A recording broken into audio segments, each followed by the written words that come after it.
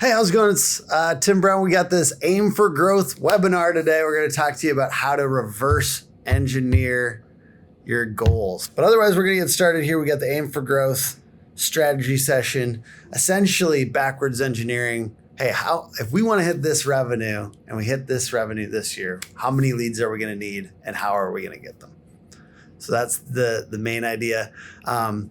Planning for 2026, because if you fail to plan, you plan to fail. Exactly. So remember being really intentional, and it starts, the bigger you get, the earlier it starts. So like if you don't want to be waiting till January 1 to figure out, what your budget is and things like that.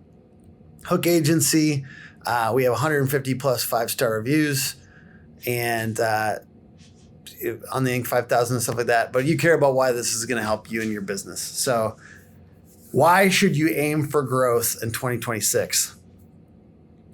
I think the biggest thing is that you got to be aware of the budget, right? That's why I'm starting to, in the last month or so, I've started to get our understanding of how many leads we're going to need, because we're trying to go from 20 to 30 leads a month or leads a week.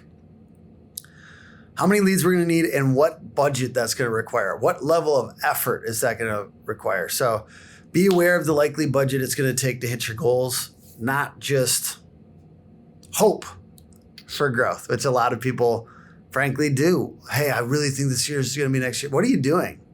What are you doing to actually hit it? That's the real question. So we're going to start with this, and I want you guys to write this down. What's your revenue goal for 2026? How many leads are you bringing in right now, and how many more will you need? But let's start first with the revenue goal. So if you're out there right now, I want you just to take a note and write down what's your revenue goal for 2026. And I'll just share mine. So, you guys have some real stuff to look at. We have some real stuff to look at here. Feel free to write it in the chat if you're so bold. What's your revenue goal? Mine is going to be 9 million. Let's say, for instance, a roofing company is doing 3 million and they want to scale to 5 million. And the other question is, how many leads are you currently getting on average right now every week? So let's say, for instance, you're getting 18 leads per week today. Let's backwards engineer what it's going to take. So how many additional leads will it take to hit that 5 million target? An important piece here is layering marketing methods, not taking anything away. So, hey, we've got all of our marketing methods currently. Don't take stuff away. Because take it away, you might be pulling away. Like, definitely trim excess and waste. But if you're doing it today, this is the big mistake a lot of people do. They're like, oh, I'm doing Facebook ads. Should I switch and do Google ads? It's like, we should do both. And particularly in that case, I think you should do both. How many additional leads will it take to hit that $5 million target? So here's our working numbers. We got to know our close rate. So next to that, if you're working on a note, what's the current close rate? Okay, write down your average ticket. So, if you're an HVAC company, it might be, an average between service and sales, 5,000 or something like that. Or if you're a roofing company, maybe your average ticket's 20,000 or whatever. And then this is a number that a lot of people don't have, but I need you to figure it out, is the qualified or booking rate. So if you get 10 calls, how many of those turn into a booked appointment? And this is an important question. And I think it's also one that sometimes it's tricky to talk about as a marketing company, but I need you to figure this out. What is your booking rate? And for the purposes of this workshop here, we're just going to use 65%. That's kind of an average. 65% of the leads that come in get booked. So now we're going to do a little bit of a demonstration, or like we have a GPT for you. So if you want to drop that in the chat, Mandy, the basic idea is like, hey, help me. It's a growth formula calculator. It's going to help you do all this math. So it's going to ask you in a row, click the main button, and then it's going to ask you in a row like, hey, what's your company name, industry, location, and revenue goal? And when do you want to hit it by? And then it's going to walk you through all these numbers, the close rate, the average ticket, and the qualified booking rate. And essentially through that, we're going to get the, how many leads we're going to need. So for instance,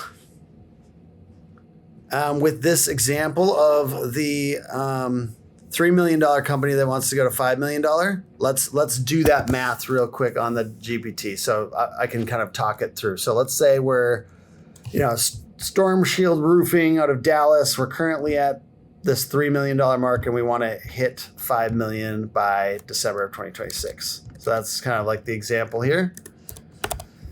We want to hit $5 million by December of 2026. I put that into the GPT. It's going to ask me these questions and essentially do this math. So you can follow along and just do the math too if you don't have the GPT. But it's going to ask, what's your average revenue per job? I'm going to say $20,000, like our example on the slides. Then what percentage of the leads you get are real qualified leads? If you're not sure, you can use the industry average of 65%. We're going to use that.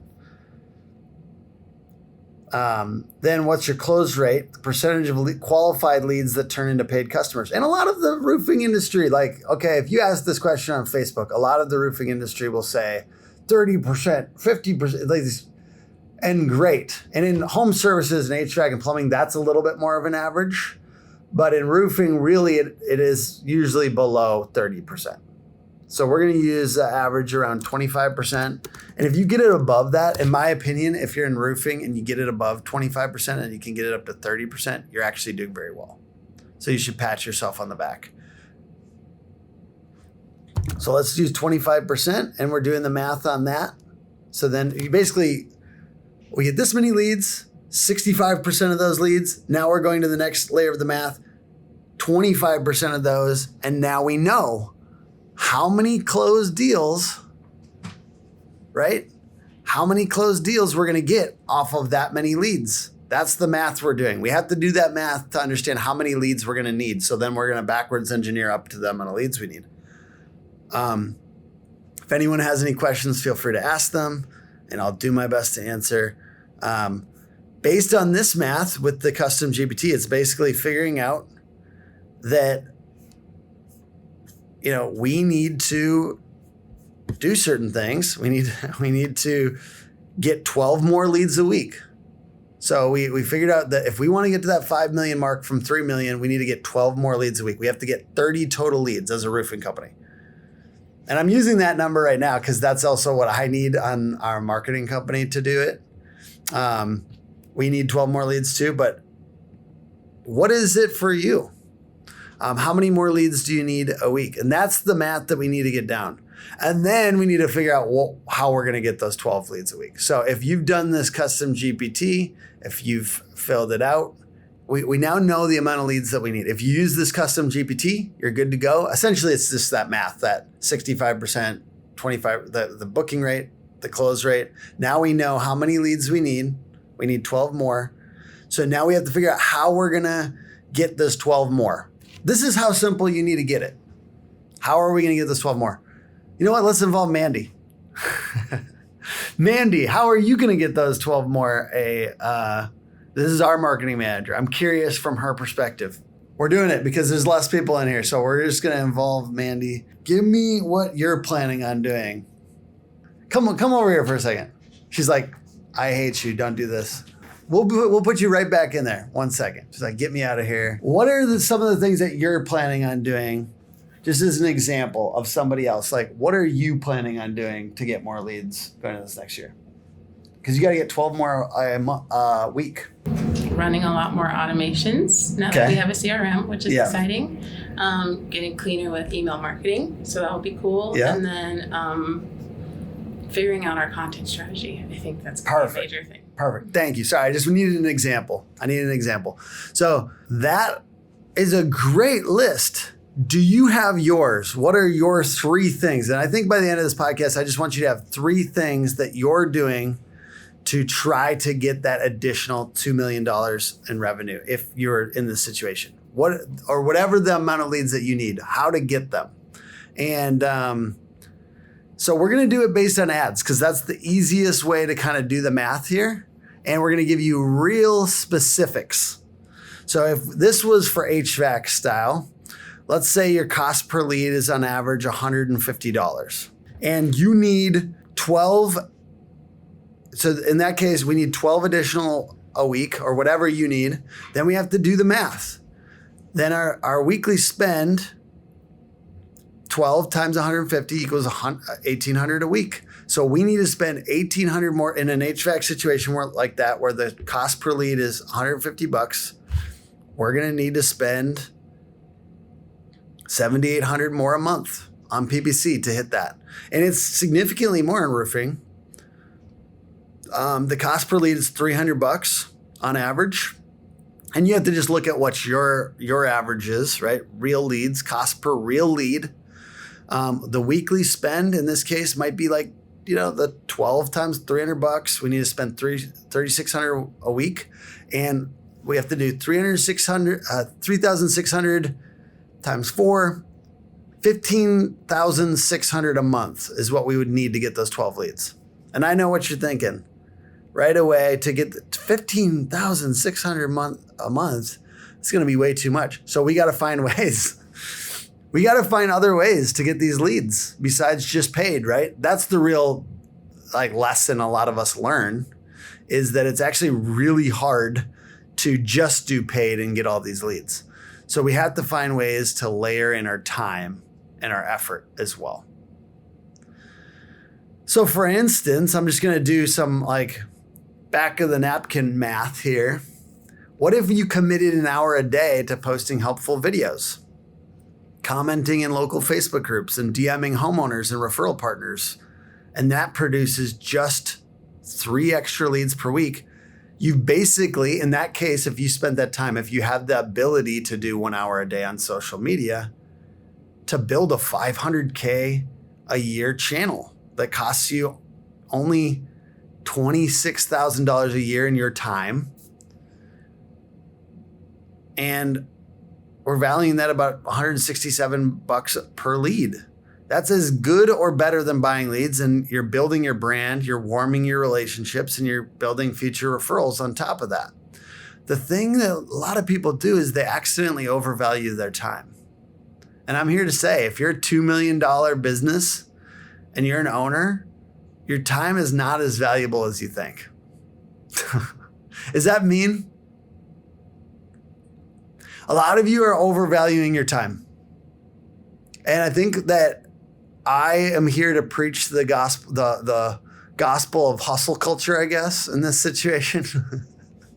You're going to need to hustle a little more. Okay? It's not going to, these leads are not, if they're that expensive, let's go back to the last slide. If that's that expensive, if I have to spend $15,000 per month to make up the extra 2 million and I don't have that, I don't have that.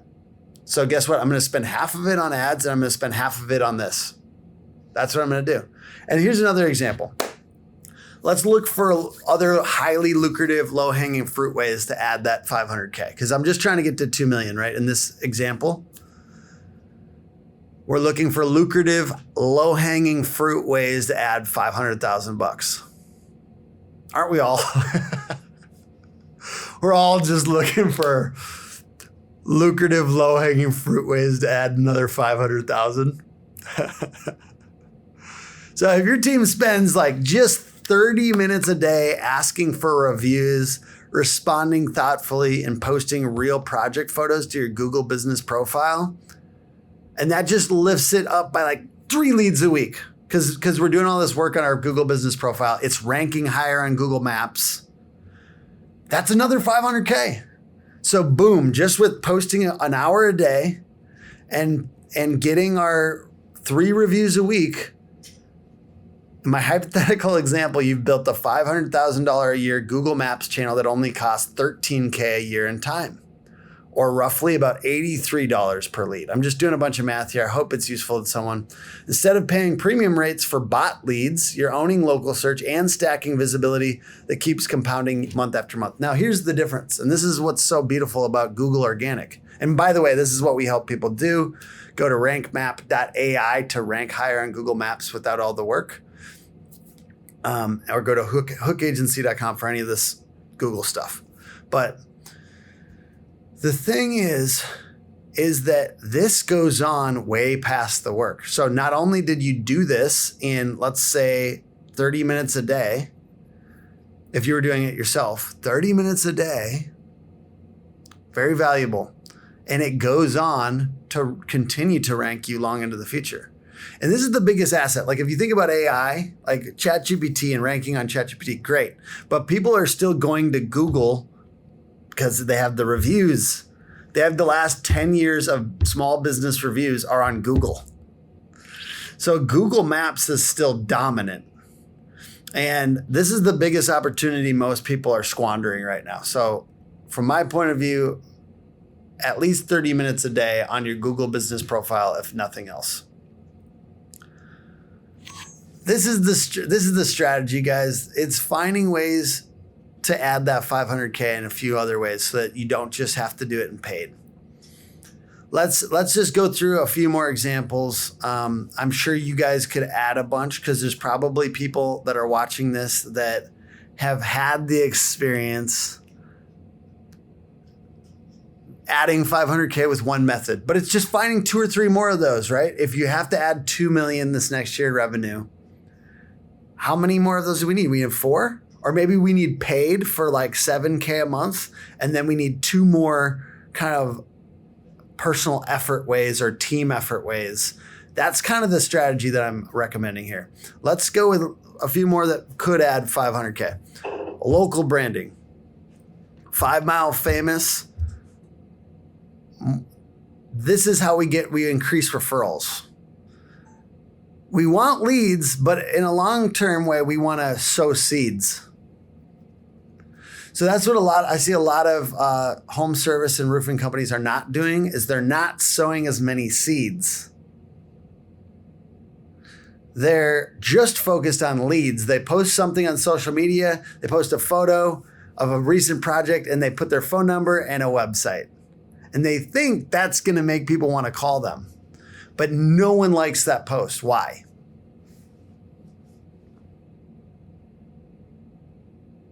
Because it's self-serving.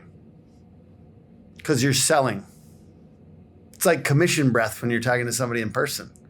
How are you adding value?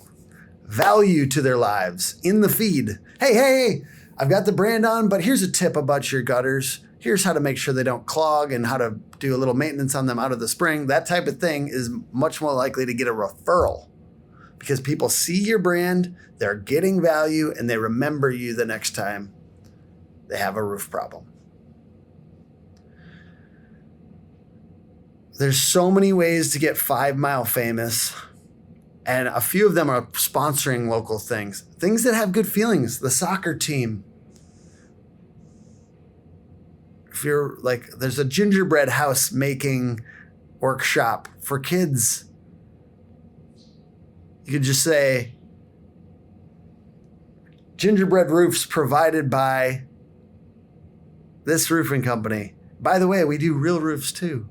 All these things that are cute and fun for families, think about how you could sponsor them. That's part of what I think increases local fame and good feelings in the local community. Next, outbound and canvassing. Are you doing, like, especially when you're early, if you're not doing local outbound and canvassing, I think you're missing a lot of opportunity.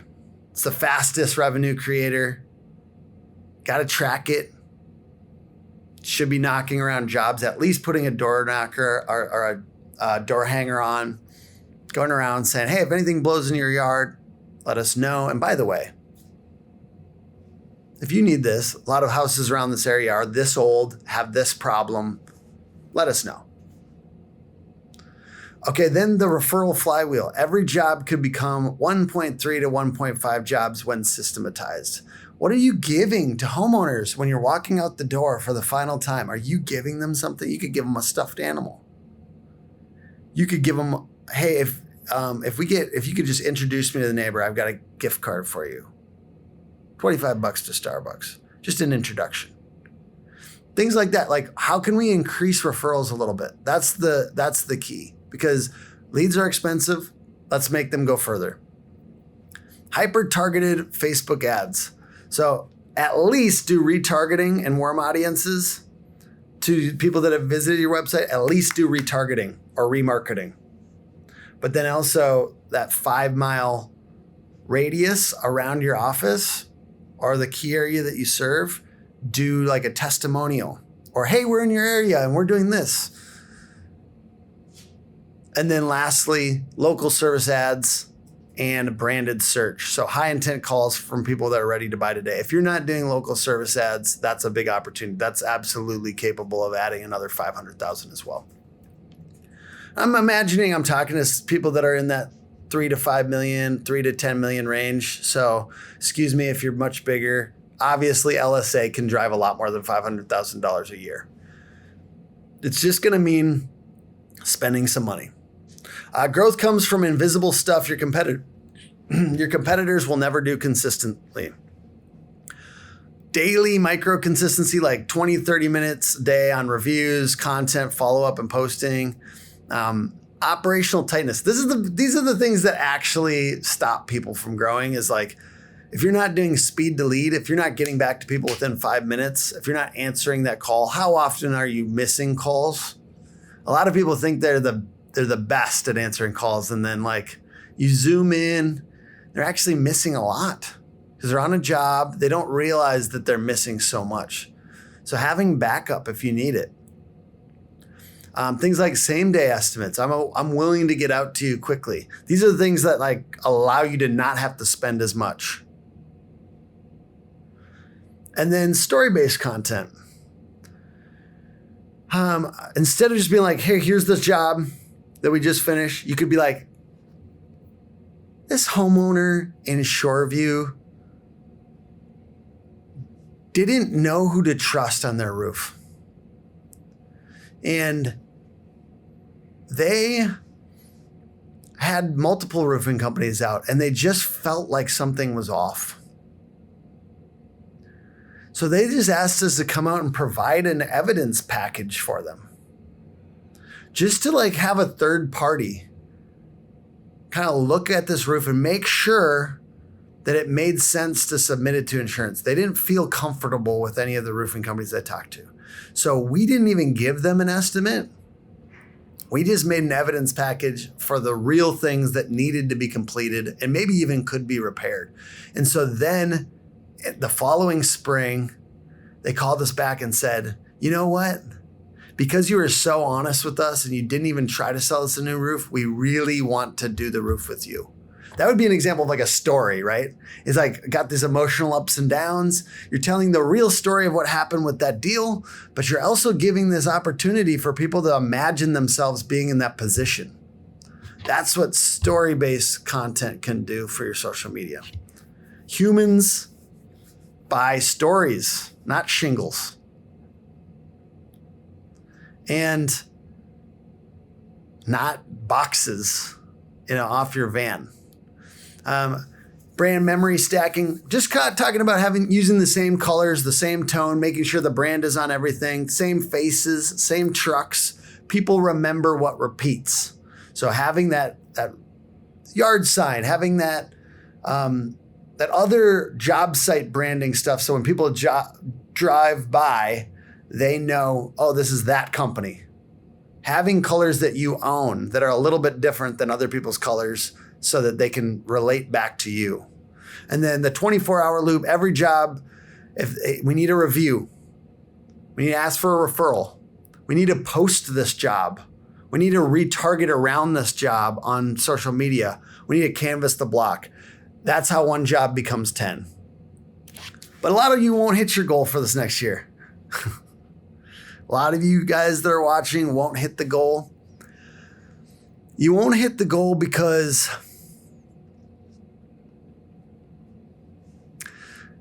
hey, it's not the amount of leads. It's not the leads always. And it's not like, I think sometimes when we're not hitting goals, why is it not leads? It's not leads because, well, there's people doing more with less right now. I talked to all the sales trainers in roofing and HVAC, right? And home services. And I talked to them about people that had less leads coming in, but they get better. They slow down. The crazy part is your close rate could go up when your leads are down because you slow down and you spend more time in each home. And you educate that customer and you care. And so sometimes leads can go down and your close rate can go up. And that's an opportunity. But it's not going to just be leads. And I'll tell you why.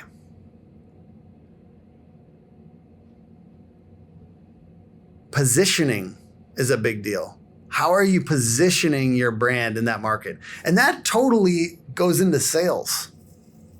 It's not just marketing. It goes into sales. Because I like to think of it like, even for Hook, let's just say, for Hook, for example, I want our marketing to be so good that it helps close deals before the salesperson even gets on. And I was just talking to Mandy about that. Sorry to keep on talking to Mandy, but I was just talking to Mandy about that. I'm like, we have to have great proposals. We have to have a great presentation.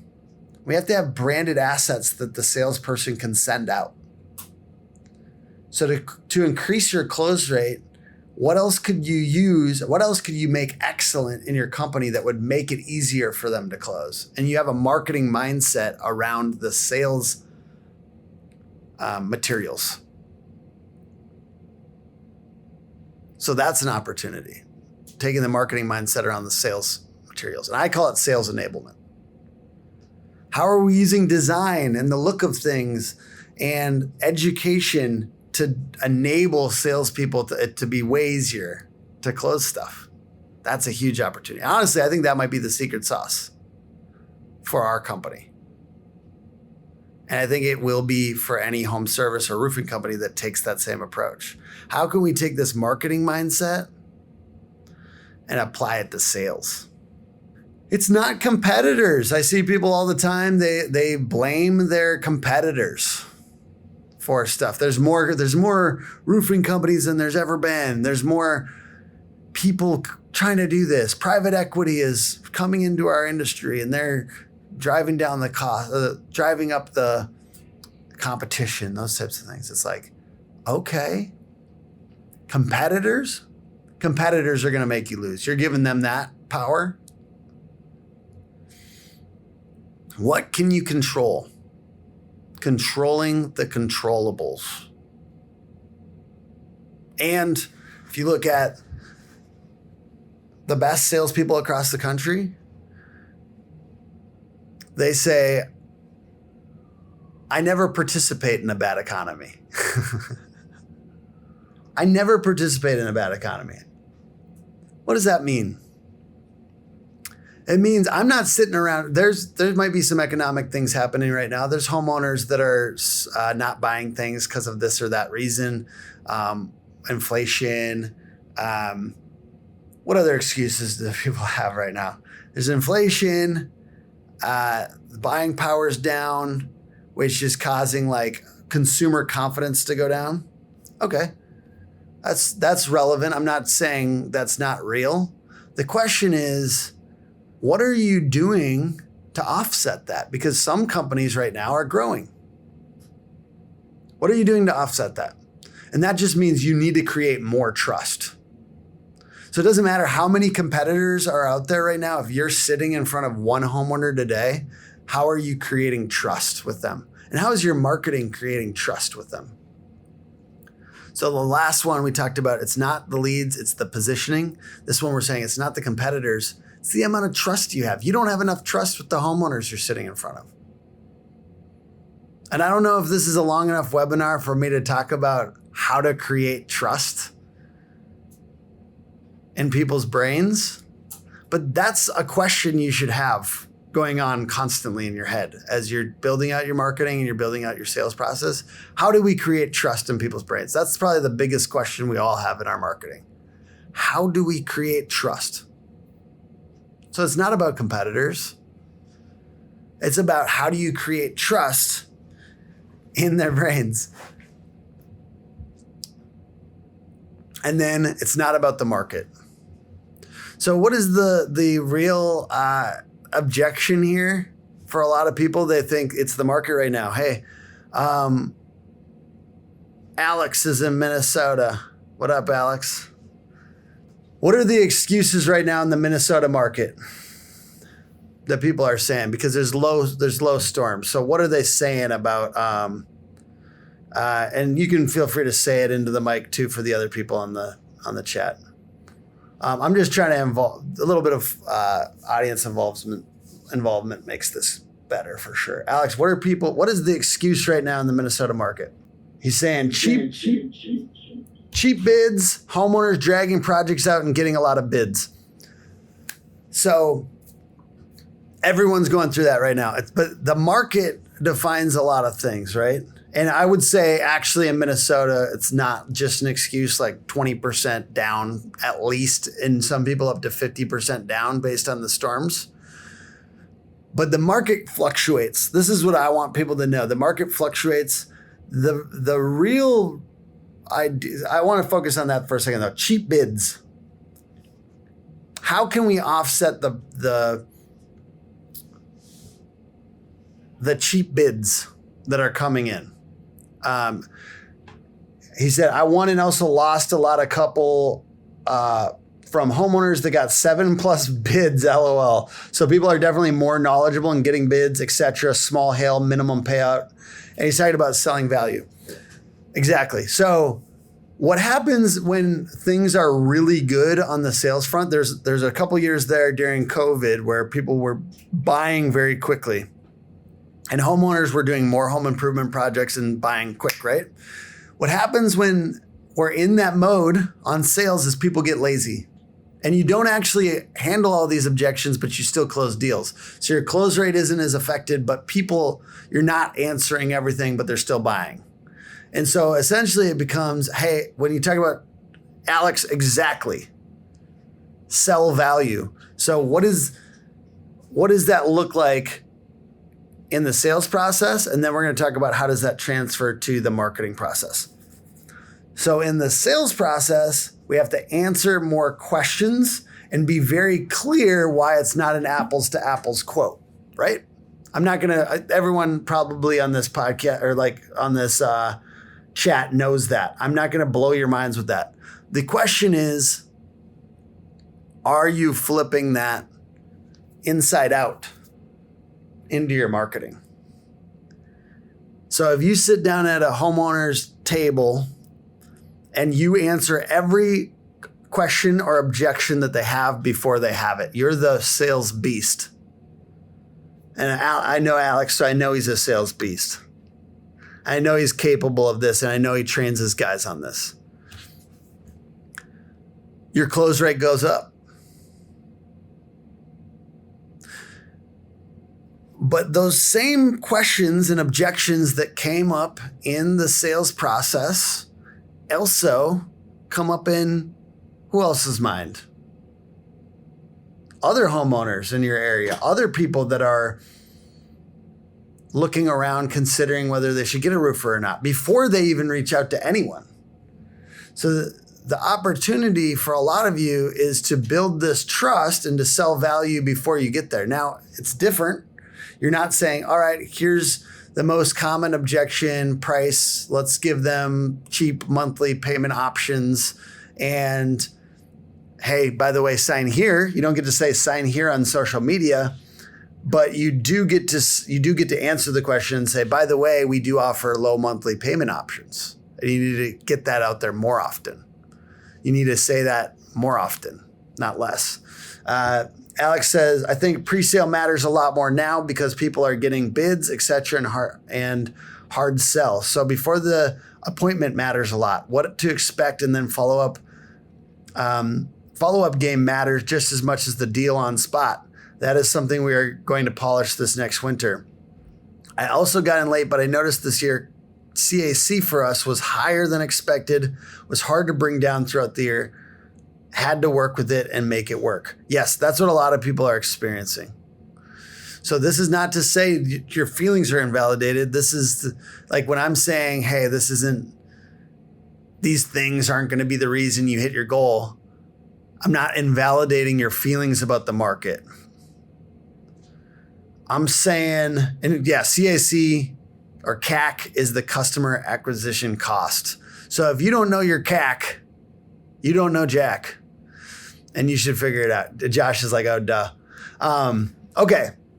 What it costs to get a customer. Exactly. So getting that down is going to be crucial to having this. I know you came in late, Alex, but I want you to make sure that you have this custom GPT that will help you with your math for this next year. So if you could drop that in the chat one more time, the link to, and we'll have this in the description for the replay, but drop the GPT so you guys have it. This is just a way to get it out there and make sure you guys are doing your math for this next year so you don't get to the end of the year and like, why didn't I grow my 2 million that I needed to grow? Because you didn't do your math and you didn't, I know the CAC goes up, but ultimately that just means our close rate has to go up and we'd probably have to spend more on marketing. And sometimes that sucks. Sometimes that cuts into the margin and stuff like that.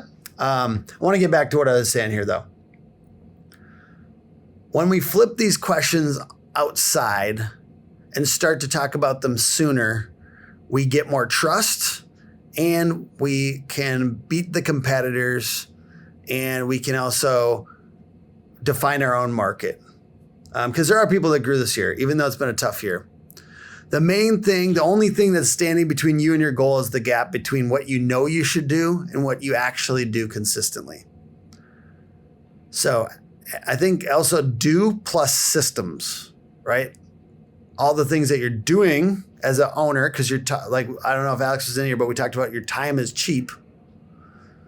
Cheaper than you realize. And I still think that for me, even though we're 7 and I'm trying to go, or 6.5 and we're trying to go to 9. I still think my time is cheap and I should spend my time on marketing. It's a big piece of you as a leader in your business to be part of that. And if you just want to pay for it, everything gets way more expensive. But if you want to pay and do the things, you're going to get better deals. So when I pay and do the things, I'm going to get much better deals, right? Versus if I just want to pay, I'm going to pay out the nose. So that's just follow money with effort. And then as time goes on, you got your habits and then you got your systems. And that's the best. Obviously, when you start to get it down to systems and you can pass off things to a marketing person internally, a video guy, a agency, finding things that you can pass off and still get leads is a big deal. And that's obviously why some people choose to work with an agency like Hook Agency, because we're custom, consistent, and transparent, because we have a lot of transparency around what you're getting. We have a Google Drive folder with everything that you're getting done every single month. We got a live dashboard. We talk through it with you. We're looking at the calls. We're actually figuring out how many leads came from everything. They do it partly because we're a partner, not just a vendor. And that ability to look at things and like consult with them a little bit about their marketing. We're an accountability partner in some ways. And what is the reason? Yeah, the reason most people won't hit their goal, the reason that some of you won't add that 2 million that you're dreaming of this year is really around the consistency and actually doing the things that you know you're supposed to do. Because it's time from initial effort. So many of these things, I think it's life too, right? It's like time from when I started investing money in the stock market. It's like that time that accrues. But it's also, and I was talking to Axel. Axel's going on his own soon. It's like there is something to time from initial risk. Time from initial risk to build up your business. You have to at a certain point, you have to take that risk, and it's time from the initial risk. So the sooner that you can make that risk, shoot, I hope I'm not getting anyone else to make a leap here, but the point is like, you have to take the risk, and it's time from the initial risk, and it's time to improve from that point. So there is a start, and a lot of you know what you're supposed to do, but you're not starting, and you're not staying consistent with it. You're not starting, and you're not staying consistent with it. And I was just answering back to somebody yesterday on a Facebook comment, and she's like, I'm distraught. My business is struggling. I had these, and it was a marketing agency, so I think it will apply a little bit though. And she's like, I had these 8 customers and now they're gone, and I'm so frustrated that these clients went away, and I'm struggling. And I just said, rest, don't quit.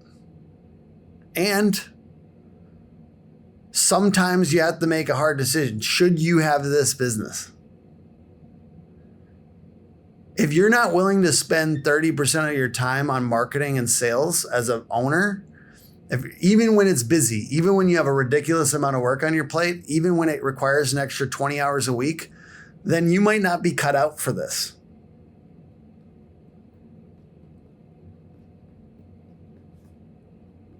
And then the other thing that I said is like, when it gets good, don't stop. When your marketing kicks in and everything's going well, that's the thing. That's when they're like a year in and things are going so well. And this goes for every business, home service, roofing, everybody. It gets good and they stop. It gets good and they take the 7% marketing budget down to 5%. It gets good and you stop doing all the things that you were doing at the beginning. It gets good and you stop commenting in Facebook groups and connecting to homeowners. It gets good and you stop putting out those videos. It gets good. And you don't think you have to do the basics anymore. So my question to you is, when it gets good, are you going to stop doing the basics this year? When it gets busy, are you going to stop going live, Alex?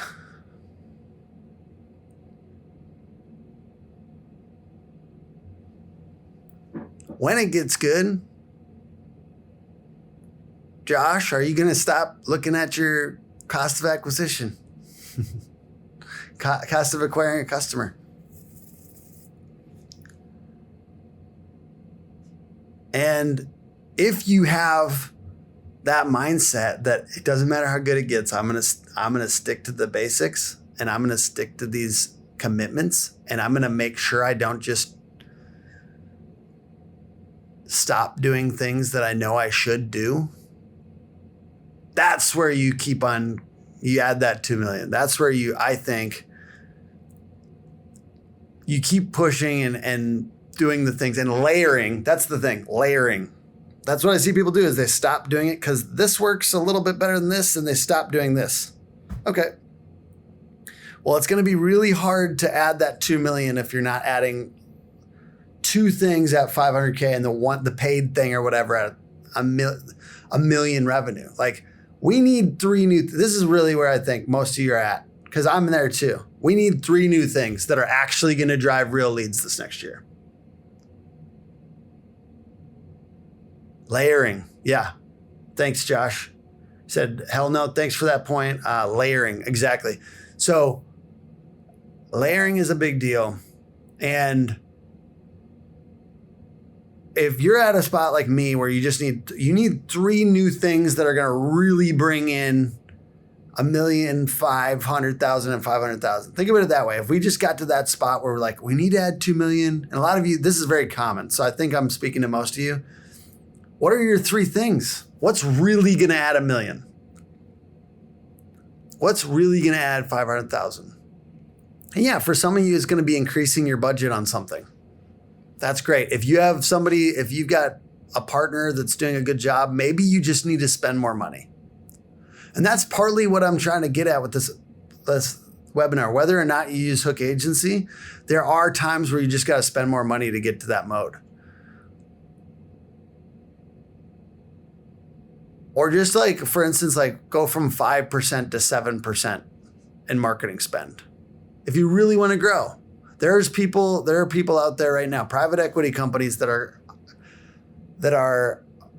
acquiring a company and then spending 15% on marketing. Yeah, they're going to grow. I'm not recommending that. I'm saying, could you move it from 5 to 7%? And that's those are my key points. I just really wanted to get it out that it's not about this, hey, let's chop this one, do that one. It's about layering, and then it's about committing to the things you already know you're supposed to do. So thank you everyone for being on the podcast or being on the webinar. Sorry, I do a lot of podcasts. Is there any questions we have at the end? I'm seeing both Alex and Josh, and hey, Forrest, feel free to say what's up. Do you have any questions on this topic? Main topic here was around the formula for growth and really doing that math here in the next few weeks so you have the budget, you know what your budget should be this next year, and you have maybe 1 or 2 or 3 more things that are going to actually create 500,000 more in revenue or $1 million in revenue, so that then you don't get to the end of the next year and not hit your goal. If you guys have any questions on that topic or anything we talked about, feel free to drop them in the chat. And if not, all good. I'm going to wait a second, see if anyone has anything. I really enjoyed chatting with you guys. Thank you guys for being part of it. Thank you for being on. Obviously, hookagency.com, put on the webinar. Feel free to check out our services. Super grateful for our clients, super grateful for the home services and roofing communities and all the people we get to chat with. I'm here because your podcast has been very valuable for me, and I've started listening this year. I got a call scheduled to chat with your agency next week to explore working together. We're approaching 2 million revenue without functional marketing. Well, that's a good sign. And it's what it is. It's you can't take marketing and layer it onto a company that's not functional and then make them money. So get functional first and then layer on hardcore marketing. That's a good order. So it sounds like you've got a functional company. You're doing great things. It sounds like marketing would help. And that's always a good sign. Like I think a lot of people that come to us that have good customer service and have good phone answering and stuff like that, and then layer on our marketing, often have the best experience. Forrest says, was this recorded? Would love a link. Great info. Yes, we should be sending that out. If you're in the invites, we'll be sending that recording out here shortly. And I also just want to say thank you to everyone that watches the replay. We're grateful I hope some of this was useful to you, and I hope you guys have a great planning session. To me, this is the best time of the year. Besides Christmas, because I watch all the Christmas movies. But New Year stuff to me is the best, because it's like setting the big goal for the new year. I love this time. Usually take a day and just like go set goals. Feels so good. Big dreams for 2026. I hope you guys have them too. And I'll see you guys on the next webinar. And thank you for watching the podcast and stuff. Appreciate you guys. Bye.